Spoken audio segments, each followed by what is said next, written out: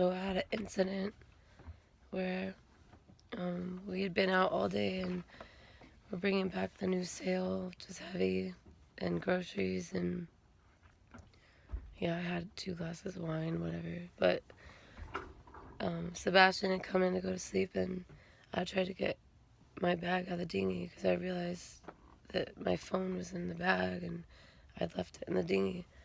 And when I stepped into it, it pulled the rope out, and it's right when a big ship came by, and it caused a wave, and it pushed me far out, and then I got disoriented because it was choppy, and then I didn't have the key for the motor for the boat. I just had my paddles. We have paddles for the dinghy, and the dinghy has the motor attached, so it's heavy to paddle.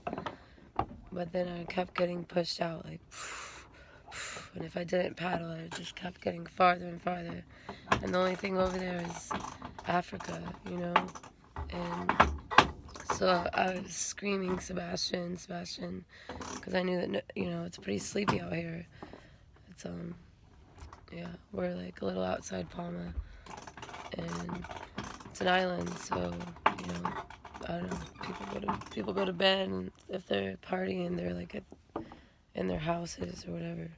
I didn't hear anybody except for airplanes and cars, and I got pushed out towards the airport,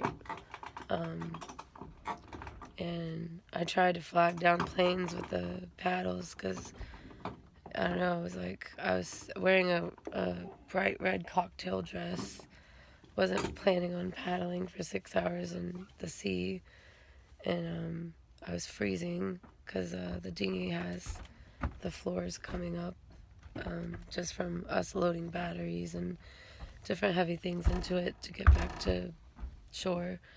And so the dinghy basically started filling with water, and then I would have to sponge out water and then paddle and sponge out water and then paddle. And then it got to a point where, like, anytime I sponged out water, all the paddling I did was, I'd been floated even farther. So then I just sat in like a bathtub of a boat and paddled. But I mean, I was inside the sea, like a quarter of my body, because, it's just like a thin floor with huge inflatable around it. But then big waves started coming from, I don't know, the moon, I have no idea. But I got pushed out, way out there, where where like you could see the end of the land towards, it's like the airport, and then after that it's just Africa, I guess, in like 700 miles or something. But I paddled close to what I thought was a buoy. That's how far away I was from it. It had a light, and I thought maybe I had a phone or some kind of, where I could just hold on to it to not have to paddle anymore, because my arms were just like, I felt like I couldn't use them anymore, but I knew I had to. And so then when I got closer to the buoy, I realized it was like 80 to 90 story fucking, cruise ship. And then I thought, okay, well, I don't see anybody walking around, but, maybe somebody's a light sleeper and I'm going to scream.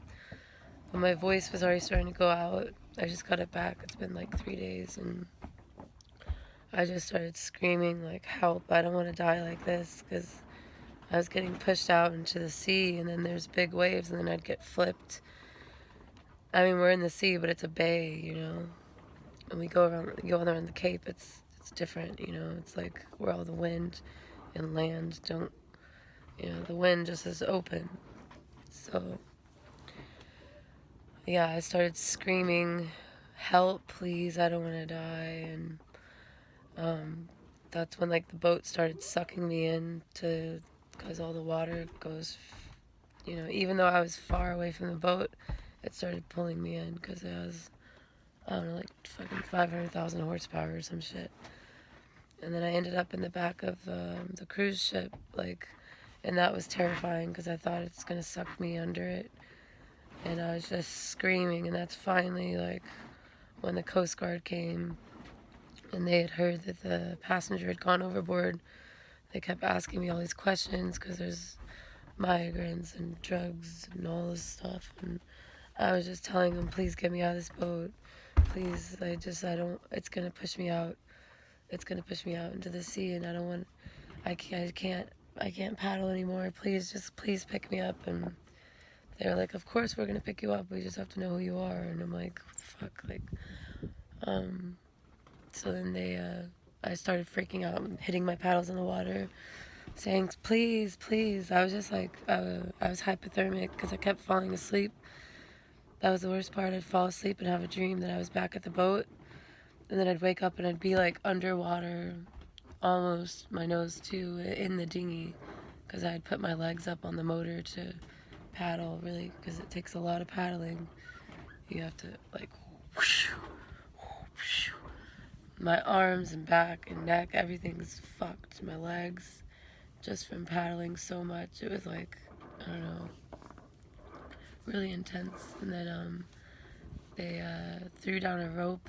It's a big Coast Guard ship, and they threw down a rope, and I had to hold on to it with my feet in the dinghy. And then the dinghy, they pulled me in the dinghy towards the bow, so they could pull me up in my arms. And this is all like right at the back of the cruise ship, which, you know, thank God, because that thing was pulling me in towards it, you know, and the propulsion on the back of it. I don't know, man.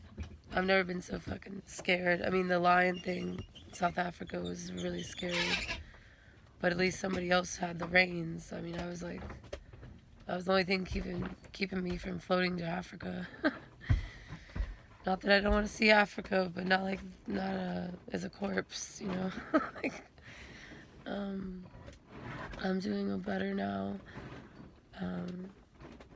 I have some PTSD hearing the planes.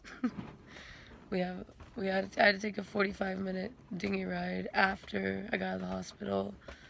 I was in the hospital for like, I don't know, 15, 16 hours.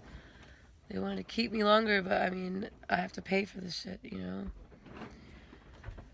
And my Medi-Cal doesn't make it out here. So I ended up leaving the hospital without them wanting me to, but I think they just wanted more money. But yeah, they just basically they put me in one of those foil things and put hot water IVs through my veins and painkillers, because my body was stuck in this position from rowing, I guess. Like, my hands were really swollen and stuck in this like clenched, and my toes were stuck, kind of like when you're burned. It's like my body like contorted, and I couldn't stop shaking and basically get out of my shell. It was weird, and I kept going in and out of consciousness. I definitely was hypothermic. But I'm okay. And I didn't think of, I don't know, any great power to save me. Just thought of myself and how my mom would be so sad, and my cat and my guy and my family, and yep. So stay in shape, because you never know what the hell you're gonna have to get yourself out of. That's what I learned. And also, I got muscle just from this experience. Look at that. I've never had muscle. I got muscle. I have a fucking bicep.